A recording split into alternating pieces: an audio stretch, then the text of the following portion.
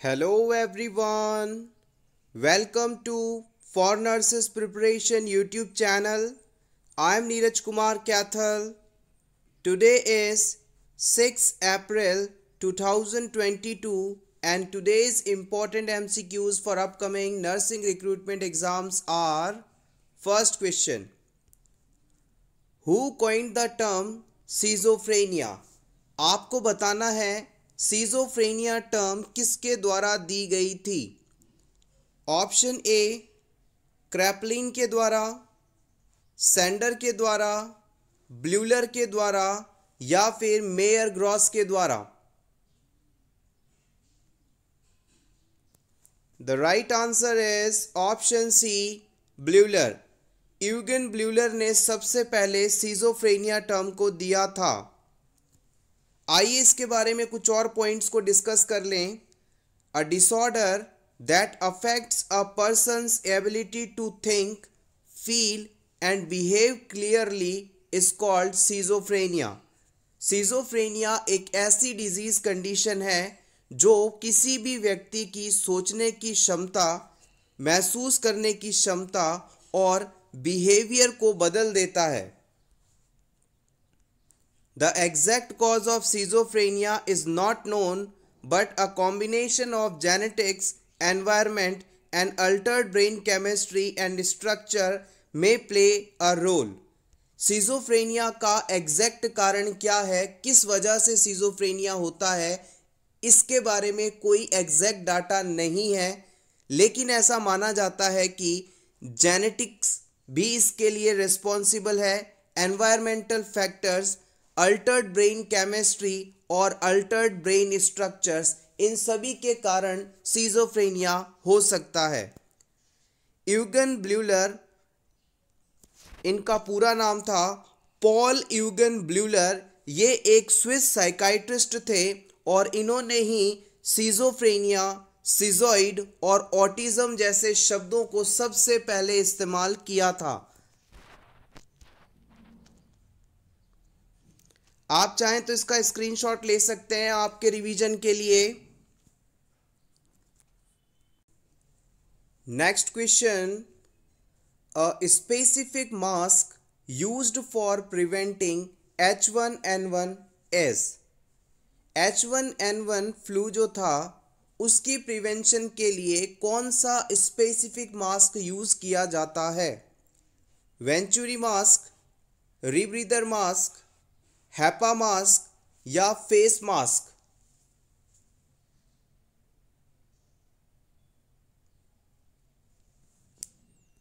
The right answer is option C, H1N1 की prevention के लिए हैपा मास्क का इस्तेमाल किया जाता है। हैपा मास्क की फुल फॉर्म है high efficacy particulate air filter. एक बार फिर से देख लेते हैं, HEPA, high efficiency particulate air filter. This is the full form of HEPA mask, a device which replaceable filter that reduces particular matter for effectively than simple isolation mask।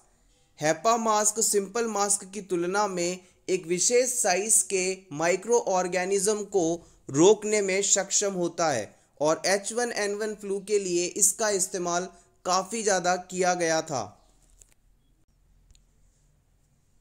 Next question, the nurse reviews the electrolyte values of a client with heart failure, notes that potassium level is low and notifies the healthcare provider. The healthcare provider prescribes a dose of intravenous potassium chloride. When administering the IV potassium chloride, which action should the nurse take?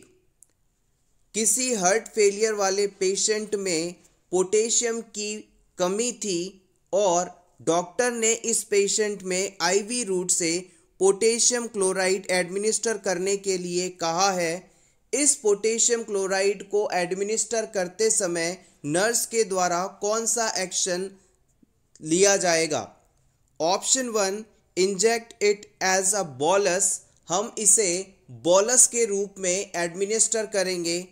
Option 2, use as a filter in IV line, हम इसे IV line के through filter का इस्तेमाल करते हुए देंगे। Option 3, dilute it per medication instruction, instruction के अनुसार इसे डाइल्यूट करके एडमिनिस्टर किया जाएगा। या फिर apply cool compression to IV site during administration, जब पेशेंट को पोटेशियम क्लोराइड एडमिनिस्टर किया जा रहा होगा उस समय आईवी साइट पर हम कूल कंप्रेशंस अप्लाई करेंगे। इन चारों ऑप्शंस में से कौन सा मेथड पोटेशियम क्लोराइड को एडमिनिस्टर करते समय इस्तेमाल करना सही माना जाएगा?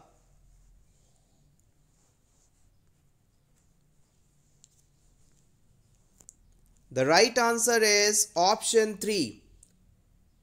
जब भी हम पोटेशियम क्लोराइड को एडमिनिस्टर करेंगे इसे हमेशा डाइल्यूट करने के बाद ही दिया जाएगा। Option 3 is correct here.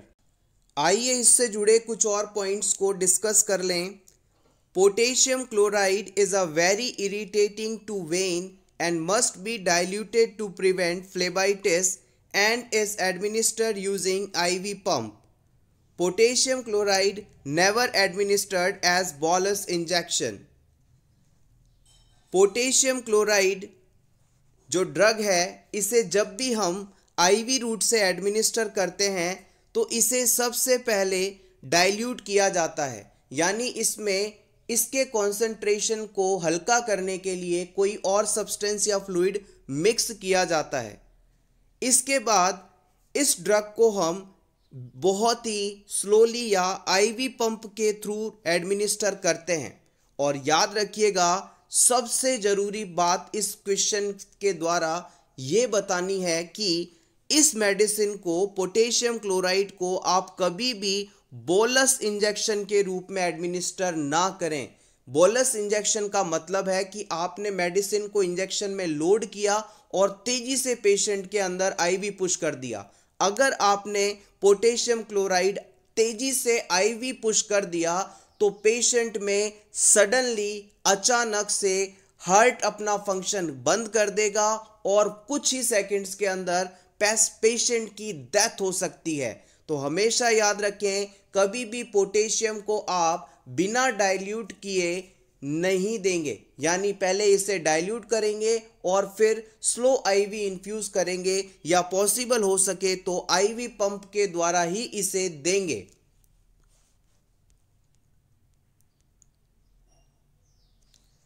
A filter is not necessary for potassium solution. Potassium solution को एडमिनिस्टर करते समय फिल्टर का इस्तेमाल करने की आवश्यकता नहीं है। Cool compressions would constrict the blood vessel which could possibly be more irritating to vein. Potassium already veins में इरिटेशन कॉज करता है और एडमिनिस्ट्रेशन के दौरान यदि आपने उस पर्टिकुलर एरिया में कोल्ड कंप्रेशंस दिए तो वेन्स कॉन्स्ट्रिक्ट हो जाएंगी और इनमें इरिटेशन बढ़ सकती है, पेशेंट को डिस्कम्फर्ट बढ़ सकता है, इसलिए हम कोल्ड कंप्रेशन भी नहीं इस्तेमाल करेंगे। Next important point, after adding potassium to a intravenous solution, rotate and invert the solution back to ensure that the potassium is distributed evenly throughout the IV solution. मान लीजिए आपने किसी 500 ml के solution bag के अंदर potassium chloride को mix कर दिया, डाल दिया, इंसर्ट कर दिया। अब आपको इस पूरे बैग को रोटेट करना है ताकि ये पोटेशियम क्लोराइड इस पूरे बैग में सभी तरफ फैल जाए। Take screenshot for your revision. Next question, which of the following condition is a medical emergency that can be fatal. इन चारों ऑप्शंस में से आपको उस ऑप्शन को सेलेक्ट करना है जो कि एक मेडिकल इमरजेंसी हो सकती है और जिसके कारण किसी पेशेंट की डेथ तक हो सकती है। Acute epiglottitis, laryngo pneumonitis, chronic asthma या फिर cystic fibrosis.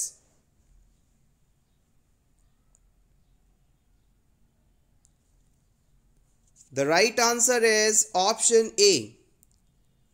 Acute epiglottitis can be a medical emergency and it can be cause death. What is that? Acute epiglottitis is a rapid progressive infection causing inflammation of epiglottitis. Epiglottitis is a flap that covers the trachea and tissues around the epiglottitis that may lead to abrupt blockage of upper airway and death. The infection is usually caused by bacteria. देखो simply अगर आपको बताएं, हमारे गले में epiglottis नाम की एक स्ट्रक्चर पाई जाती है। इसका काम है कि हमारे रेस्पिरेटरी ट्रैक्ट के अंदर एयर के अलावा कोई और सब्सटेंस ना जा पाए। जब हम रेस्पिरेशन इनहेल करते हैं एयर को, तब ये एपिग्लॉटिस खुलकर रेस्पिरेशन ट्रैक्ट को ओपन कर देता है और इसके अलावा कोई भी सब्सटेंस जैसे वाटर है, फूड है, अगर रेस्पिरेटरी ट्रैक्ट में एंटर होने की कोशिश करता है तो ये उसे ब्लॉक कर देता है, रेस्पिरेशन ट्रैक्ट के अंदर जाने नहीं देता। अगर मान लीजिए इस एपिग्लॉटिस में किसी प्रकार का इन्फेक्शन हो जाए और इन्फ्लामेशन हो जाए तो इस कंडीशन को आप एपिग्लॉटिस के नाम से जानते हैं।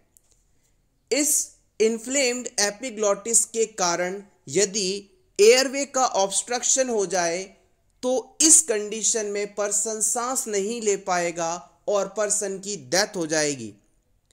Hopefully this is clear. Epiglottis में इन्फ्लामेशन आ जाए और इसके कारण एयरवे परमानेंटली क्लोज हो जाए, पर्सन सांस ना ले पाए, तो ये कंडीशन लाइफ थ्रेटनिंग हो सकती है। एपिग्लॉटिस का सबसे बड़ा कारण है बैक्टीरियल इन्फेक्शन। आप चाहें तो इसका स्क्रीनशॉट ले सकते हैं। नेक्स्ट हम बात करते हैं सिस्टिक फाइब्रोसिस की। An inheritant life threatening disorder that damages the lungs and digestive system. Cystic fibrosis affects the cell that produce mucus, sweat, and digestive juices. It causes these fluids to become thick and sticky. They then plug up tubes, duct, passageway. Symptoms vary and can be including cough, repeated lung infection, inability to gain weight, and fatty stool. Treatment may ease symptoms to reduce complication. Newborn screening helps with early diagnosis. Cystic fibrosis एक ऐसा disease है जिसमें mucus और sweat produce करने वाली glands प्रभावित होती हैं। नॉर्मली जो म्यूकस होता है ये थिन होता है, वाटरी होता है, लेकिन सिस्टिक फाइब्रोसिस डिजीज होने पर पेशेंट में जो म्यूकस होता है वो बहुत ही ज़्यादा स्टिकी हो जाता है, गाढ़ा हो जाता है, चिपचिपा हो जाता है और फिर ये म्यूकस हमारे बॉडी में जितनी भी सेल्स हैं, जितनी भी ओपनिंग है, उन सभी में जाकर एक प्लग फॉर्मेशन करता है जिसकी वजह से सर्कुलेशन में प्रॉब्लम आती है। अगर ये म्यूकस रेस्पिरेटरी ट्रैक्ट में जाकर इसे ब्लॉक कर दे तो पर्सन में रेस्पिरेशन रिलेटेड डिफिकल्टीज आएंगी और पर्सन की डेथ तक हो सकती है। तो सिंपली याद रखिएगा, सिस्टिक फाइब्रोसिस एक ऐसी कंडीशन है जिसमें बॉडी सिक्रीशन नॉर्मल की तुलना में ज़्यादा गाढ़े और चिपचिपे हो जाते हैं, जिसके कारण पर्सन का रेस्पिरेटरी ट्रैक्ट और डाइजेस्टिव फंक्शन अल्टर हो जाता है और पर्सन की डेथ तक हो सकती है। Next question, ICD tube is attached to. Intercostal drainage tube को आप किससे अटैच करते हैं? ओपन ड्रेनेज सिस्टम से, क्लोज ड्रेनेज से, नेगेटिव सक्शन प्रेशर से या वाटर सील चैम्बर से?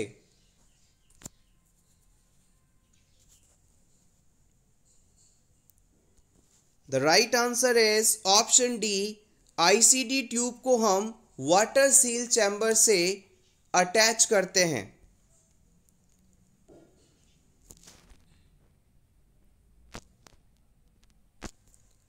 ICD tube, intercostal drainage tube और चेस्ट ट्यूब और थोरेसिक कैथेटर। आईसीडी ट्यूब को आप intercostal drainage tube, chest tube या थोरेसिक कैथेटर के नाम से भी जानते हैं। A chest drain tube is indicated for insertion through the chest wall to allow drainage of fluid, blood, air, pus out of the chest।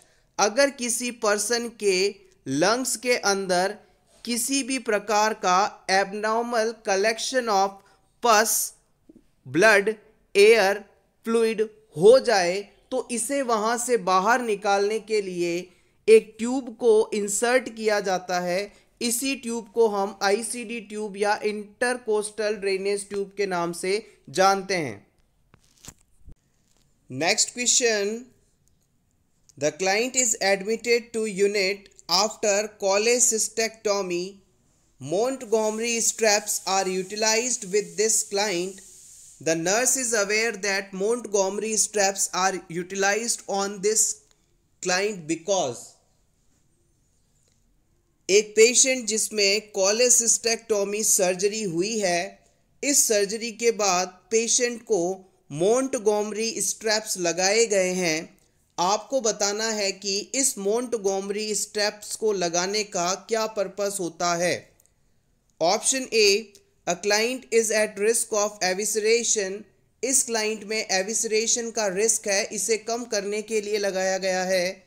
Option B, the client require frequent dressing change. इस client को बार बार dressing change करने की आवश्यकता होगी, इस वजह से मोंटगोमरी स्ट्रैप्स लगाई गई हैं। Option C, the straps provide support for drain that are inserted in the incision. Surgery वाले हिस्से में ड्रेनेज सिस्टम लगाया गया है और ड्रेन को फैसिलिटेट करने में ये हेल्प करेगा, इसलिए इसे लगाया गया। ऑप्शन डी, नो सूचर्स और clips are used to secure the incision. Montgomery straps लगाने के बाद किसी भी प्रकार की सूचरिंग करने की आवश्यकता नहीं होती, इसलिए इसे लगाया गया है।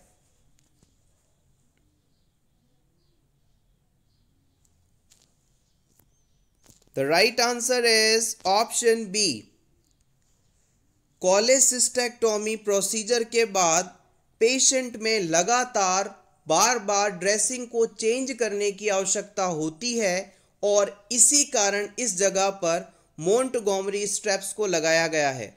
मोंटगोमरी स्ट्रैप्स में क्या होता है, बेसिकली एक तरह से ये फ्लैपिंग कवरिंग स्ट्रक्चर होती है, जिसे लगाकर जब भी हमें ड्रेसिंग चेंज करना होता है इन स्ट्रैप्स को हटाकर आप ड्रेसिंग कर सकते हैं easily. Montgomery straps are used to secure dressing that require frequent dressing changes because the client with cholecystectomy usually has a large amount of drainage on the dressing।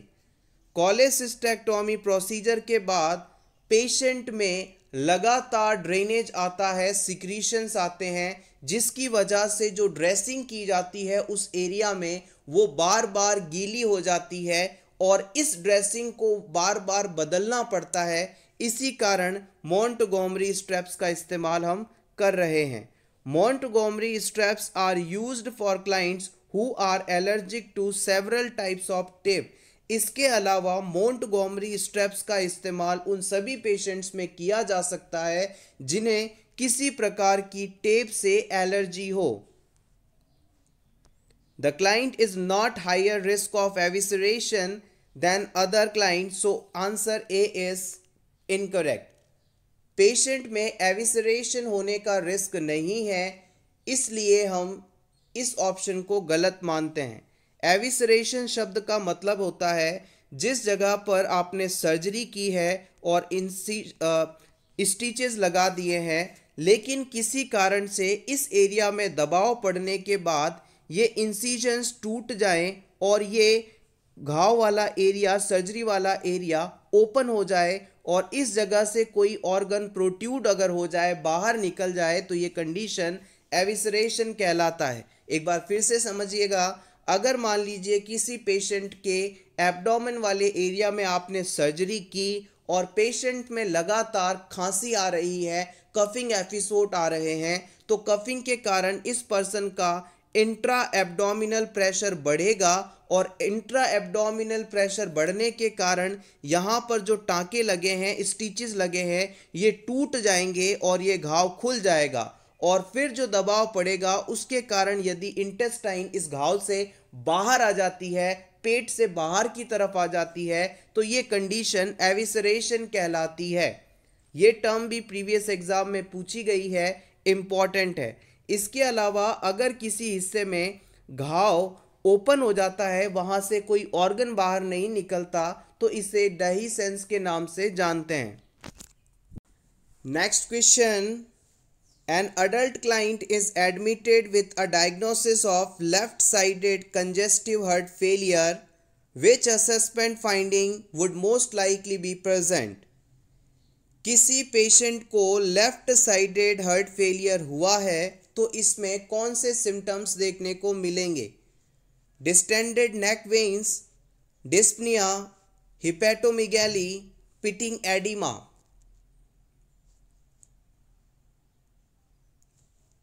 The right answer is option 2, it is dyspnea. Dyspnea occurs with left-sided heart failure. Distended neck veins, hepatomegaly, pitting edema are the signs of right-side heart failure. This is our heart and their 4 chambers. This is the right atrium, right ventricle, left atrium, left ventricle. अगर किसी patient में heart का left side proper काम नहीं कर पाता है तो इस कंडीशन को आप लेफ्ट हार्ट फेलियर के नाम से जानते हैं। और जब भी पेशेंट में लेफ्ट साइडेड हार्ट फेलियर होता है तो लगभग सिम्टम्स लंग्स एरिया से संबंधित होते हैं। याद रखिएगा, L for left sided heart failure और L for lungs. Left sided heart failure होने पर लंग्स से रिलेटेड सिम्टम्स देखने को मिलेंगे, जो कि यहाँ पर बताया गया था, डिफ़िकल्टी इन ब्रीथिंग यानी डिस्पनिया। इसके अलावा नेक वेन्स का फूल जाना, डिस्टेंडेड होना, लीवर में सूजन आना और पिटिंग एडिमा की presence right sided heart failure को बताती है। यानी राइट साइड का एट्रियम और वेंट्रिकल प्रॉपर काम नहीं करने पर ये तीनों फाइंडिंग्स देखने को मिलती है। Next question, most common post operative psychiatric condition. Operation के बाद सबसे ज़्यादा होने वाली साइकाइट्रिक कंडीशन क्या होती है? डिप्रेशन, सिजोफ्रेनिया, मेनिया या फिर डेलीरियम?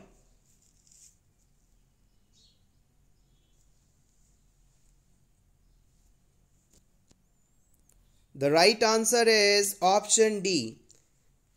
डेलीरियम शब्द का मतलब है पेशेंट फुली कॉन्शियस नहीं होता, हमेशा कंफ्यूज्ड स्टेज में बना रहता है और ये सिचुएशन आपको post operatively most common psychiatric condition के रूप में देखने को मिलती है। Next question, an individual whose blood type is B may in emergency donate blood to a person whose blood type is। अगर किसी पर्सन का ब्लड ग्रुप बी है तो वो एमरजेंसी सिचुएशन में किसे ब्लड दे सकता है? बी और ए ब्लड ग्रुप को, ए बी ए को, ए ओ को या ए बी बी को?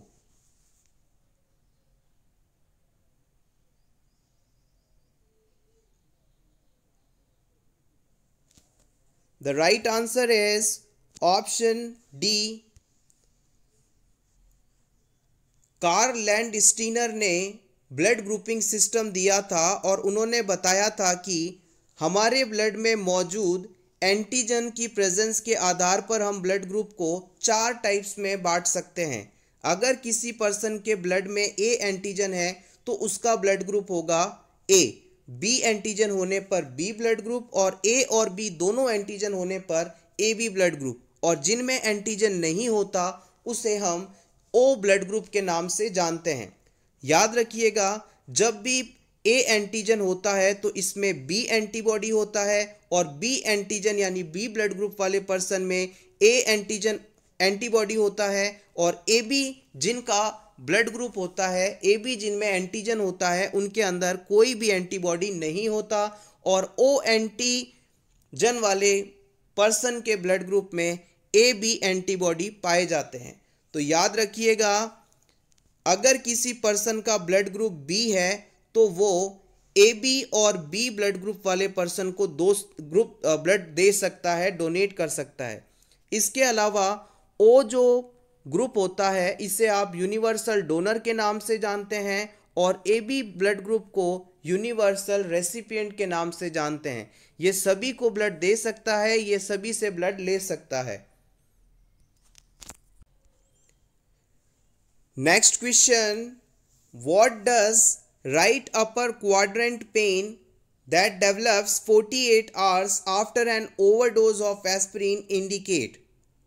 अगर किसी पर्सन में एस्प्रिन मेडिसिन को नॉर्मल से ज़्यादा मात्रा में ले लिया है और उसके 48 घंटे बाद पेशेंट को राइट अपर क्वाड्रेंट में पेन होता है, तो ये फाइंडिंग हमें क्या बताती है? Option A diaphragmatic irritation, option B lower oesophageal ulceration, biliary colic, या फिर लीवर डैमेज।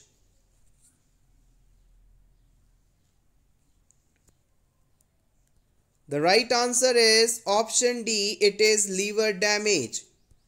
एस्प्रिन ओवरडोज या पॉइजनिंग के कारण लीवर डैमेज हो सकता है, और इसकी फाइंडिंग के रूप में राइट अपर क्वाड्रेंट में पेन देखा जाता है। Right upper quadrant pain due to liver damage is characteristic of second phase of salicylate poisoning that occurs 24 to 48 hours after ingestion. Aspirin medicine को ओवरडोज लेने के बाद 24 से 48 घंटे में राइट अपर क्वाड्रेंट में पेन होना लीवर डैमेज को बताता है, जो कि एस्प्रिन पॉइजनिंग की सेकेंड फेज मानी जाती है। Other symptoms on this phase are hepatomegaly, elevated bilirubin, hepatic enzymes, prolonged prothrombin time and oliguria. ये सभी symptoms इस phase में देखे जाते हैं। Take screenshot for your revision. Question number 11. Features of iron deficiency anemia in children is.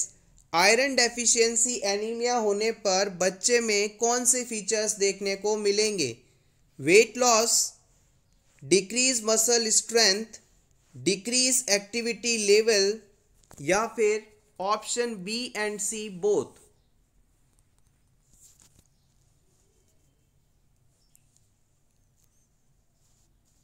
The right answer is option D.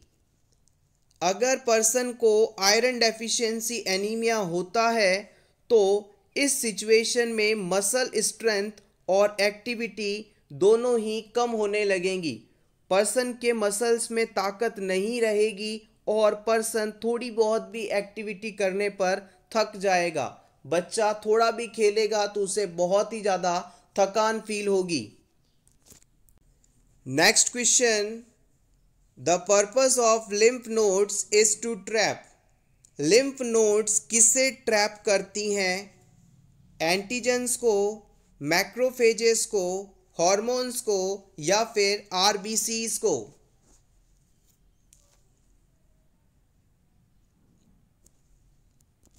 The right answer is option A, antigens को। Lymph nodes are thousands of small kidney-shaped lymphoid organs that lie at intervals along the lymphatic vessels which filter lymph. As lymph flows through the lymph nodes, antigen, cellular debris and pathogens trapped and are destroyed by the macrophages by directly phagocytosis. हमारे body के अंदर lymphatic system पाया जाता है।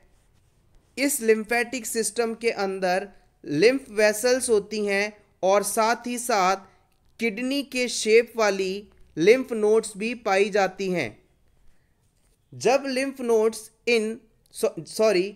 Lymph in blood vessel से, lymph vessel से होकर गुजरता है, तो अगर इसमें किसी भी प्रकार का कोई माइक्रो ऑर्गेनिज्म है, कोई पैथोजन है, कोई सेलुलर डिबेरिस है, तो जैसे ही वो इन लिम्फ नोड्स तक पहुंचता है, ये लिम्फ नोड्स इन पैथोजेंस को, एंटीजेंस को आइडेंटिफाई करके यहीं पर रोक लेती हैं, पकड़ लेती हैं और फिर फैगोसाइटोसिस प्रोसेस के द्वारा यहीं पर इन्हें खत्म कर देती हैं, आगे नहीं जाने देती।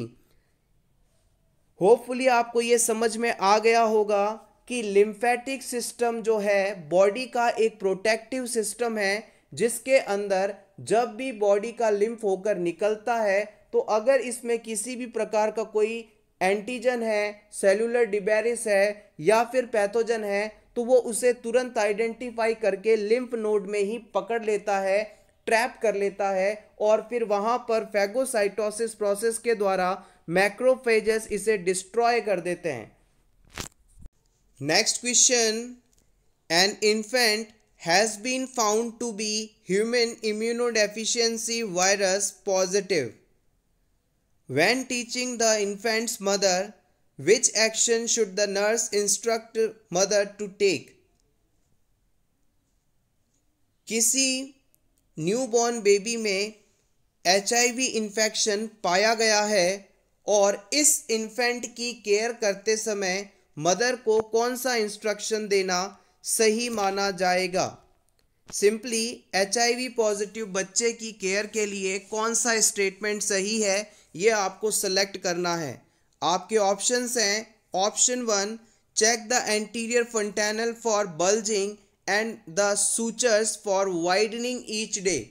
हमें उस मदर को बताना चाहिए कि आप बच्चे के एंटीरियर फंटेनल को रेगुलरली चेक करें, वहाँ के सूचर वाइड तो नहीं हो गए हैं, फंटेनल बल्जिंग तो नहीं है, इसे आइडेंटिफाई करते रहें। या फिर feeding the infant in an upright position with the head and chest tilted slightly back to avoid aspiration. हम इस मदर को कहेंगे कि वो अपने बच्चे को अपराइट पोजीशन में रहकर फीडिंग करवाए और उसका जो चेस्ट है वो हल्का सा पीछे की तरफ टिल्ट होना चाहिए ताकि एस्पायरेशन ना हो पाए। Option 3, provide meticulous skin care to the infant and change the infant's diaper after each voiding और स्टूल। हमें बच्चे को लगातार स्किन केयर देनी है और उसके डायपर को हर बार स्टूल पास करने या यूरिन पास करने के बाद बदलते रहना है। Option 4, feeding the infant with a special nipple and burp the infant frequently to decrease the tendency to swallow air. हमें बच्चे को लगातार स्पेशल निप्पल की मदद से फीडिंग करवाना है और इस बच्चे के द्वारा जो एयर फीडिंग के दौरान स्वेलो की गई है उसे बर्प होने के लिए स्पेस देना है, बाहर निकलने के लिए स्पेस देते रहना है।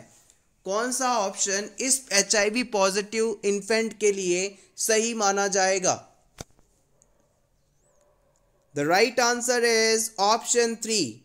इस बच्चे में हमें इन्फेक्शन को प्रिवेंट करना है, इस कारण हर बार वॉइडिंग या स्टूल पास करने के बाद डायपर को बदलना है और कंप्लीट स्किन केयर देना है। आइए इसके रैशनल को जान लेते हैं। Meticulous skin care helps to protect the HIV infected infant from secondary infection. हम सभी जानते हैं कि HIV एड्स होने के बाद पर्सन का जो इम्यून सिस्टम है वो कमज़ोर हो जाता है, डिक्रीज़ हो जाता है और इस कमज़ोर इम्यूनिटी के कारण पर्सन में सेकेंडरी इन्फेक्शंस हो सकते हैं। तो इस बच्चे को जिसे एड्स है उससे सेकेंडरी इन्फेक्शन से बचाना हमारे लिए प्रायोरिटी रहेगा और इसीलिए हमें हर बार उसे स्किन केयर देना है। Bulging fontanels, feeding infant in upright position and using a special nipple are unrelated to the pathology associated with HIV. Fontanels bulging है, feeding कैसे करवानी है और ये सभी चीज़ें HIV से रिलेटेड नहीं हैं, सो इन्हें हमने रॉन्ग माना था। Newborn 2. Human immunodeficiency virus HIV positive clients may test positive because the mother antibodies may persist in newborn for 18 months after birth. बहुत ही इंपॉर्टेंट पॉइंट है, एग्जाम में पूछा जा सकता है, specially you are preparing for NORCET 2022 exam. Newborn babies में 18 महीने तक, जन्म के बाद 18 महीने तक न्यूबॉर्न बेबीज में HIV इन्फेक्शन पॉजिटिव आ सकता है, क्योंकि मदर के एंटीबॉडीज बच्चे तक पहुंचे हैं। Take screenshot for your revision. Question number 17. The physician has ordered that the client's medication be administered intrathecally. The nurse is aware that medication will be administered by which method? Simply आपको ये बताना है कि intrathecal root से जब medicine को देना होता है तो आप किस रूट का इस्तेमाल करते हैं, intravenous route, rectal route, intramuscular या फिर into cerebrospinal fluid.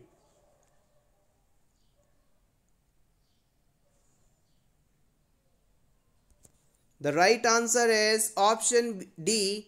It is into the cerebrospinal fluid. Intrathecal route से मेडिसिन को देने का मतलब है मेडिसिन को CSF में पहुंचाना, CSF में डिलीवर करना।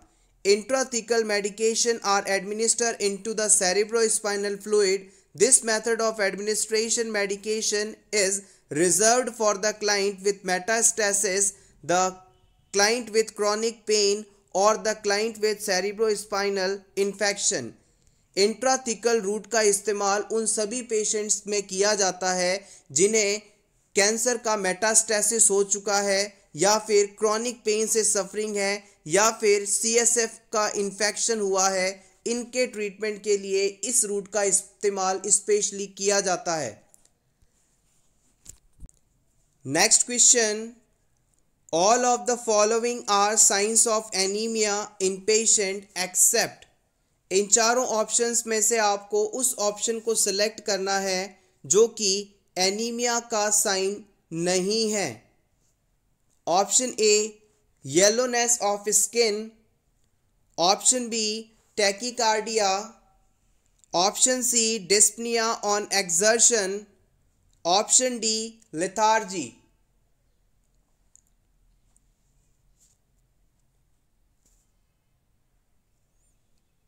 The right answer is option A. Yellowness of skin is not a sign of anemia. Yellowness of skin occurs into hyperbilirubinemia. In anemia, skin become paler, not yellow. बहुत ही minute सा difference है, शब्दों पर अगर आप गौर नहीं करेंगे तो आपका एक नंबर कम हो सकता है। जब भी किसी पेशेंट को पीलिया होता है, जॉन्डिस होता है, तो उसमें उस पर्सन के अंदर बिलिरुबिन का लेवल बढ़ जाता है और जिसके कारण स्किन जो है येलो कलर की दिखाई देती है। लेकिन अगर किसी पर्सन को एनीमिया हुआ है यानी ब्लड में हीमोग्लोबिन की कमी हुई है तो इस सिचुएशन में जो स्किन है वो पैलर होगी, ना कि येलो। पैलर का मतलब है स्किन का लैक ऑफ कलर होना, यानी स्किन का कलरलेस हो जाना। Take screenshot for your revision. Thank you so much everyone for watching this complete video. अगर आपको आज की ये क्लास अच्छी लगी हो तो प्लीज़ वीडियो को लाइक कर दीजिएगा। इसी तरह के और वीडियोस देखने के लिए for nurses preparation YouTube channel को ज़रूर सब्सक्राइब करें। Best of luck.